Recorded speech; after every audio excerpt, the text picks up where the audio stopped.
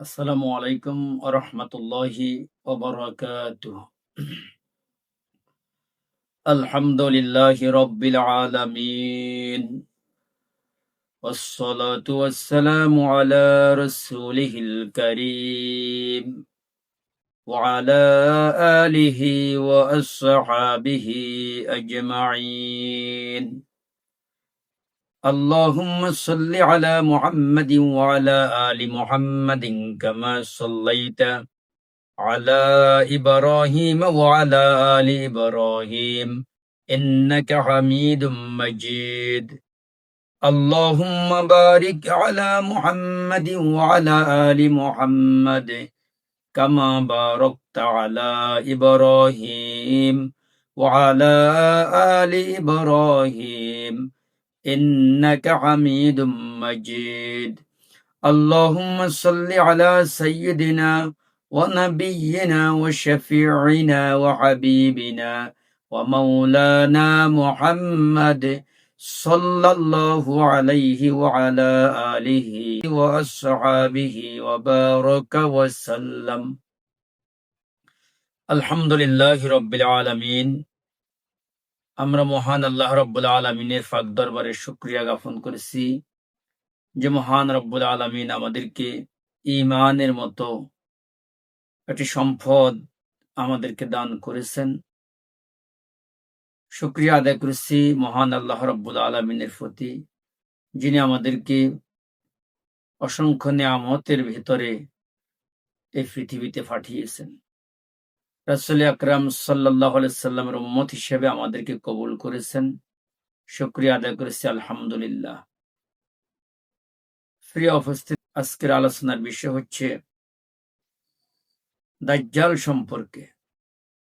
আমাদের প্রিয় নবী মুহাম্মাদুর রাসূলুল্লাহ সাল্লাল্লাহু আলাইহি ওয়াসাল্লাম উম্মতদেরকে শিক্ষা দিয়েছেন, উৎসাহ প্রদান করেছেন। প্রতিদিন সকালবেলা কয়েকটি অবস্থা থেকে ফানা চেয়েছেন। একটি হচ্ছে এর মধ্যে দাজ্জালের আক্রমণ থেকে মানুষ যাতে হেফাজতে থাকে, এ সম্পর্কে রাসূল করিম সাল্লাল্লাহু আলাইহি ওয়াসাল্লাম উম্মতদেরকে শিক্ষা দিয়েছেন একটি দোয়া। একসাথে কয়েকটি দোয়া আছে, এর মধ্যে একটি দোয়া হচ্ছে আল্লাহুম্মা ইন্নী আউযু বিকা মিন আযাবিল কবরি, আল্লাহুম্মা ইন্নী আউযু বিকা মিন আযাবি জাহান্নাম, আল্লাহুম্মা ইন্নী আউযু বিকা মিন ফিতনাতিল মাসীহিদ দাজ্জাল, আল্লাহুম্মা ইন্নী আউযু বিকা মিন ফিতনাতিল মাহইয়াই ওয়াল মামাত, আল্লাহুম্মা ইন্নী আউযু বিকা মিনাল মাআসি ওয়াল মাগরাম। এই দোয়াগুলোর ভিতরে দাজ্জালের ফিতনা থেকে যাতে মানুষ বাঁচতে পারে, এই জন্য রাসূল উম্মতদেরকে শিক্ষা দিলেন প্রতিদিন সকালে এবং সন্ধ্যায় যাতে উম্মতেরা এই আমল করতে পারে।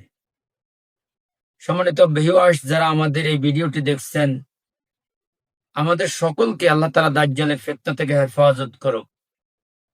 রাসূল আকরাম সাল্লাল্লাহু আলাইহি সাল্লাম সহ পৃথিবীতে যত নবী এবং রাসূল এসেছেন, প্রত্যেক নবী এবং রাসূলই তাহাদের উম্মতদেরকে দাজ্জালের ফিতনা থেকে মুক্ত থাকার জন্য, দাজ্জালের ফিতনা থেকে হেফাজতে থাকার জন্য সতর্কবাণী দিয়েছেন, সাবধান করেছেন।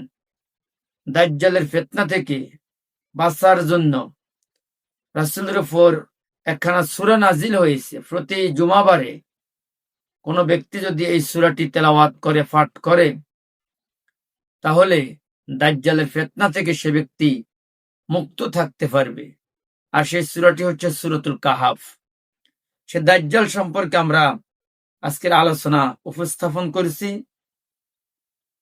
হযরত আবু হুরায়রা রাদিয়াল্লাহু তাআলা থেকে বর্ণিত, তিনি বলেন, রাসূল আকরাম সাল্লাল্লাহু আলাইহি সাল্লাম ইরশাদ করেছেন, আমি কি তোমাদেরকে দাজ্জাল সম্পর্কে এমন একটি কথা বলে দেব না যাহা কোন নবী তার সম্প্রদায়কে বলেননি?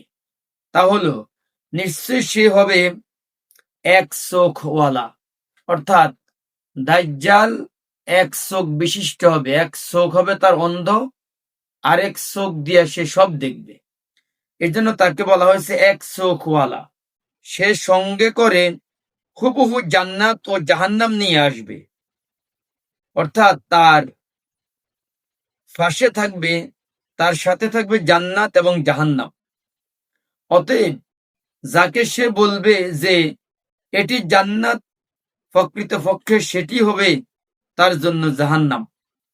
আর আমি তার সম্পর্কে তোমাদের নিকট তেমনি সাবধান করেছি যেমনি নূহ আলাইহিস সালাম তার সম্প্রদায়কে সেই সম্পর্কে সাবধান করেছেন।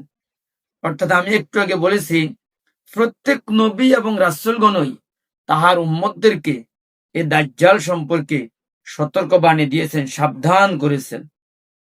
এ দাজ্জাল এক চোখওয়ালা হবে, তার সাথে জান্নাত এবং জাহান্নাম থাকবে। তাই আমরা আমাদের ঈমানটাকে মজবুত করি, ঈমানটাকে সুন্দর করি, তাহলে দাজ্জালের মোকাবেলা আমরা করতে পারবো। হযরত আবু বকর সিদ্দিক রাদিয়াল্লাহু তাআলা থেকে বর্ণিত, তিনি বলেন, রাসূল করিম সাল্লাল্লাহু আলাইহি ওয়াসাল্লাম আমাদের নিকট বর্ণনা করেছেন যে দাজ্জাল প্রাচ্যের খোরাসান অঞ্চল থেকে বের হবে। এমন সব জাতি তার অনুসরণ করবে যাদের মুখের অবস্থা হবে ঢালের মতো সাফটা ও মাংসল, অর্থাৎ তাদের মুখের অবস্থা হবে সাপটা এবং মুখমণ্ডলে থাকবে মাংস বিশিষ্ট। আল্লাহ রাব্বুল আলামিন আমাদের সকলকে দাজ্জালের আক্রমণ থেকে হেফাজত করো, ইয়াজুজ মাজুজের আক্রমণ থেকে হেফাজত করো, দাজ্জালের মহাপ্রলয় থেকে আল্লাহ তাআলা আমাদের সকলকে হেফাজত করুক। দাজ্জাল সম্পর্কে আমাদের পরবর্তী পর্বে আরো আলোচনা আসবে। সকলকেই আমাদের এই অনুষ্ঠানে অ্যাক্টিভ থাকার জন্য বিনীতভাবে অনুরোধ করছি। আসসালামু আলাইকুম ওয়া রাহমাতুল্লাহি ওয়া বারাকাতুহু।